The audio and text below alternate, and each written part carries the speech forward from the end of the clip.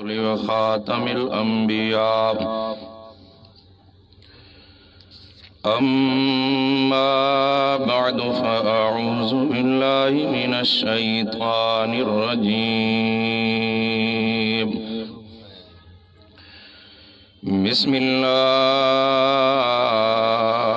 الرحمن الرحيم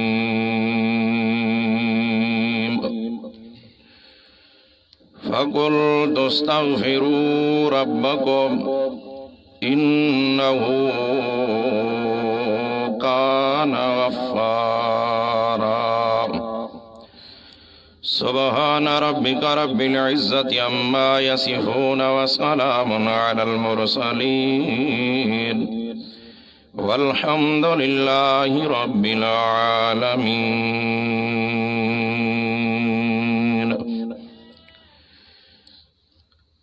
میرے دوستو اور بزرگوں،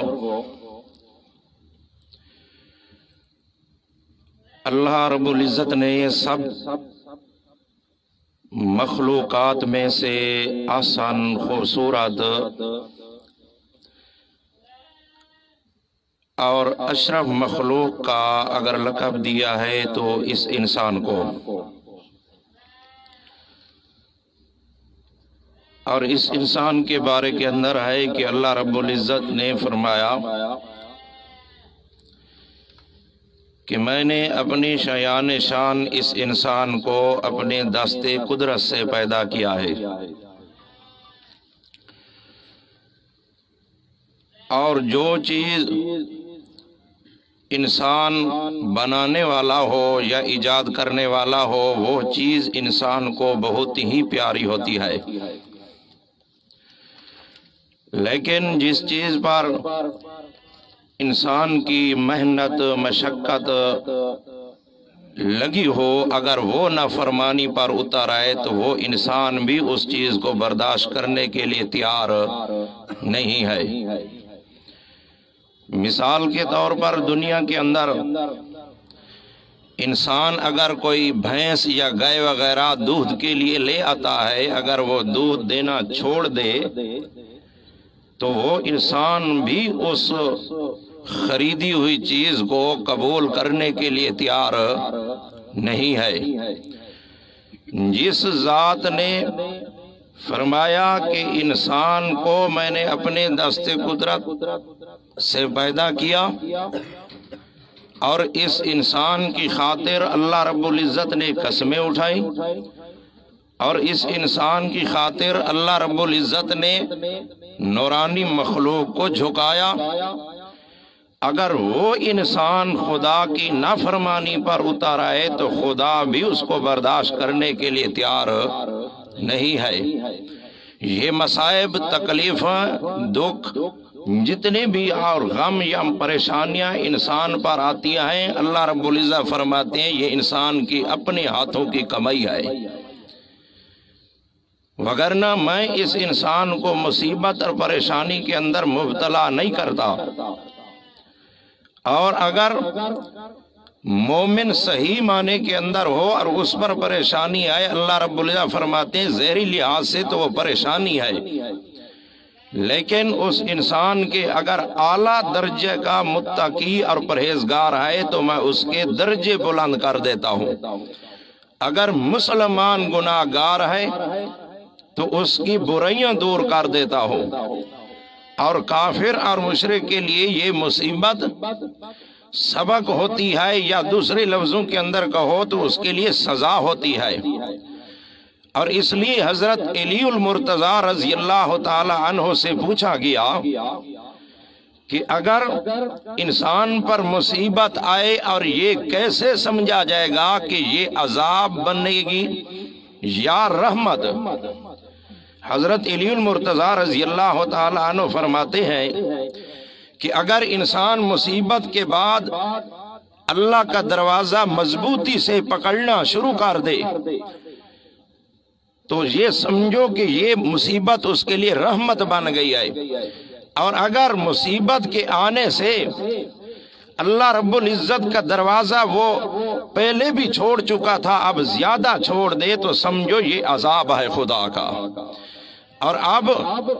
جب خدا کا عذاب آ جائے تو اس کو ٹالنے کا طریقہ یہ نہیں ہے جو دنیا کے اندر ہمارا ہے کہ ہم اسی طرح برائیاں بھی کرتے رہیں، نمازاں بھی پڑھتے رہیں، اور اسی طرح سب بے حاشی فحاشی اور یعنی سب کچھ ہوتا رہے اور نماز پر زور لگائے۔ نہیں، اس کی مثال تو ایسے ہے کہ اگر کسی کنویں کے اندر کتا گر جائے یا خنزیر گر جائے، اب اس کو پاک کرنے کا طریقہ یہ ہے کہ اس کو سب سے پہلے اس نجس چیز کو نکالو۔ جب اس کو نکالو گے، اب اس مقدار کا پانی نکالو گے، اس کے بعد پانی پاک ہے۔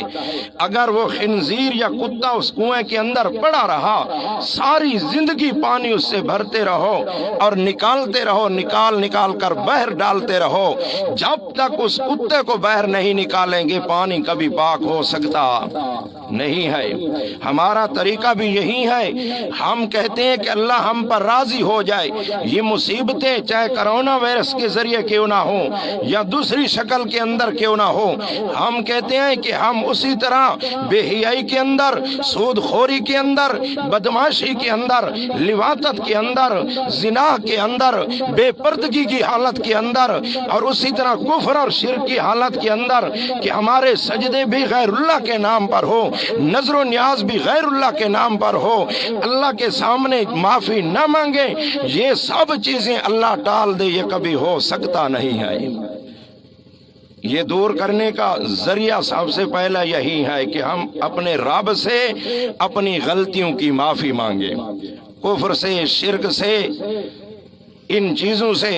اور جو عملی لحاظ سے ہمارے اندر کوتاہیاں موجود ہیں وہ ہر ایک انسان جانتا ہے، مرد بھی جانتے ہیں، عورتیں بھی جانتی ہیں، ہر ایک کے اندر جو برائی موجود ہے انسان اس کو جانتا ہے کہ میرے اندر کون سی برائی موجود ہے۔ اگر اللہ سے معافی مانگیں گے ان چیزوں کی تو اللہ رب العزت اپنی رحمت کا نزول فرمائیں گے۔ اگر صرف یہ کریں گے کہ چندہ جمع کرو، اللہ کے نام پر خیرات کر دو، بس خیرات ہو گئی، یہ مصیبت ختم ہو جائے گی، اس سے نہیں ہوگی۔ اس کی مثال دنیا کے اندر، آج اگر دنیا کے اندر کوئی کسی کو تھپڑ لگا دے، اب اس کے ازالے کا طریقہ کیا ہے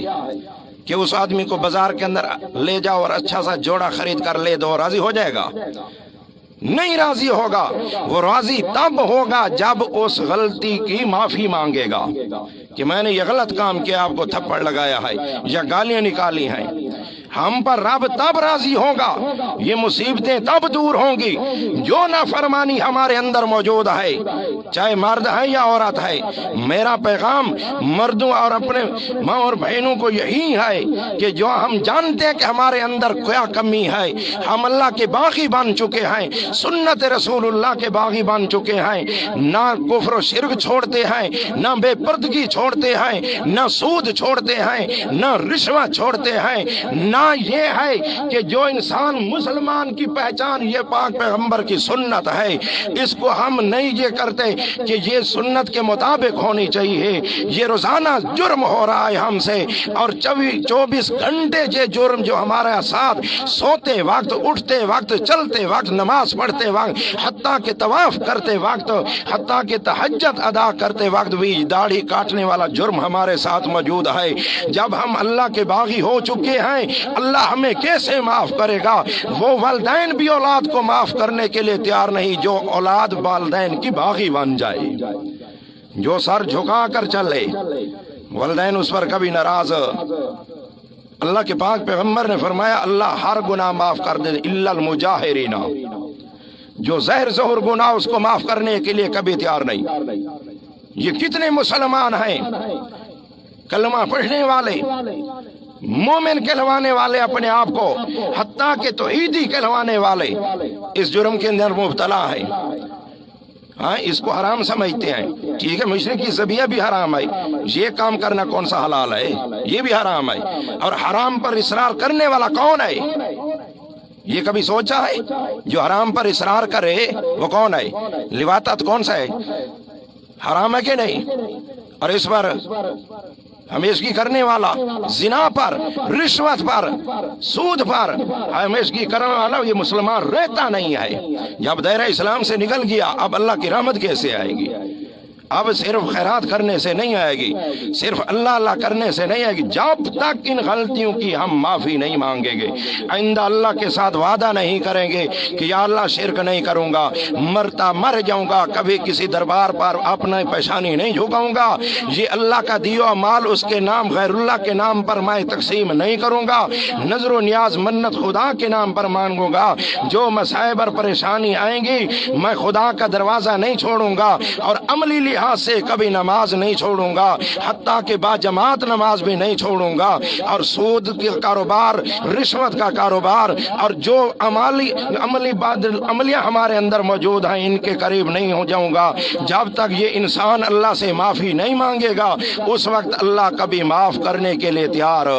یہ مصیبتیں ہم سے کبھی دور ہو سکتی؟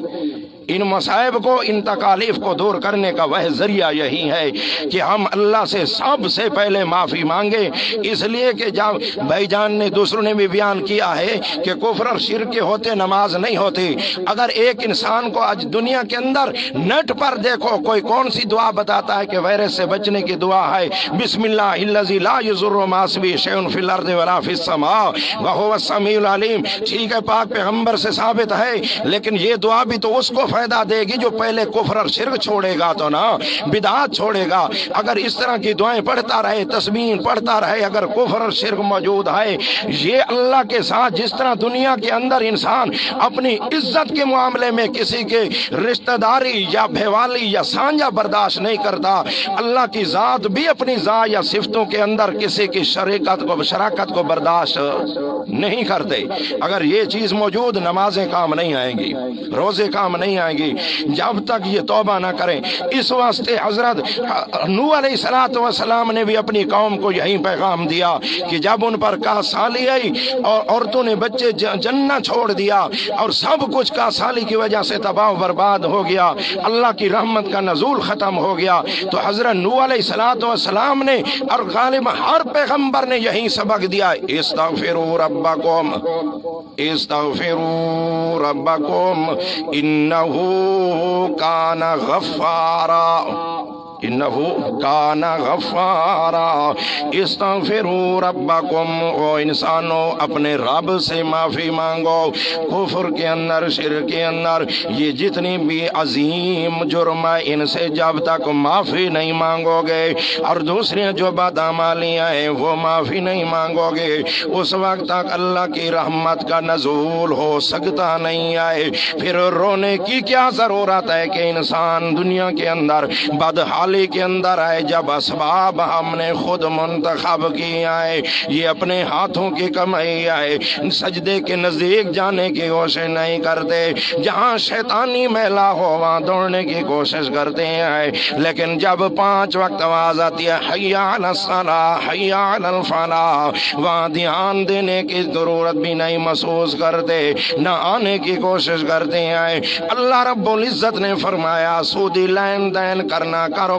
کرنا، یہ اللہ اور اللہ کے رسول کے ساتھ جنگ ہے، یہ کلمہ پڑھنے کے باوجود یہ کام کرتا ہے۔ رشوت دینے اور لینے والا دونوں جہنمیاں ہیں، لیکن عام رشوت ہے ہمارے اندر۔ جب انسان مسلمان ہونے کے ناطے باغی بن جائے تو وہ رب جس نے قسمیں اٹھا کر انسان کے بارے میں فرمایا لَقَدْ خَلَقْنَا الْإِنسَانَ فِي أَحْسَنِ تَقْوِيمٍ،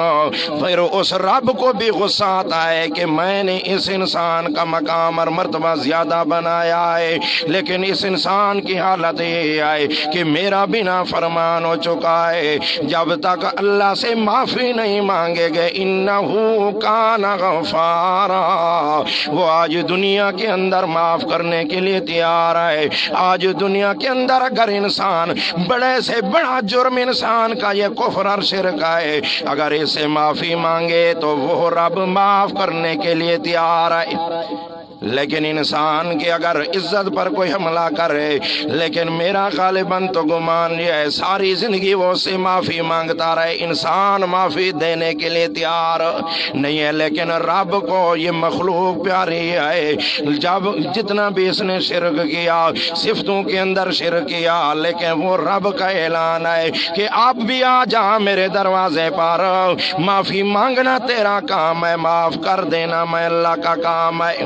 اس لیے یہی پیغام ہے کہ سب سے پہلے اپنی غلطیوں کی معافی مانگیں۔ ہر مسلمان مرد اور عورت یہ جانتے ہیں کہ ہمارے اندر کون سی غلطی ہے، اس غلطیوں کا ازالہ کریں گے اور آئندہ کے لیے یہ وعدہ اللہ سے کریں گے کہ یا اللہ تیرے سوا کسی کے آگے میں ہاتھ نہیں پھیلاؤں گا، اولاد ملے یا نہ ملے تیرا دروازہ نہیں چھوڑوں گا، مصیبتیں اور پریشانیاں دور ہوں یا نہ ہو میں تیرا دروازہ نہیں چھوڑوں گا، رزق کے اندر برکت ہو یا نہ ہو تیرا دروازہ نہیں چھوڑوں گا، اور دوسرے نمبر پر بدعمالیاں نہیں کروں گا، شرک کے نزدیک، کفر کے نزدیک، بدعات کے نزدیک، رشوت کے نزدیک، سود کے نزدیک، لواطت کے نزدیک، زنا کے نزدیک، بے پردگی کے نزدیک، ان چیزوں کے نزدیک بھی نہیں جاؤں گا۔ جب یہ انسان اپنے دل کے اندر اللہ سے معافی مانگ لے گا، اللہ رب العزت ہر مصیبت سے اس کو چھٹکارا دے دیں گے، اور جب تک یہ چیزیں اگر ہمارے اندر رہ گئی تو اس وقت تک ان مصائب سے چھٹکارا ہو سکتا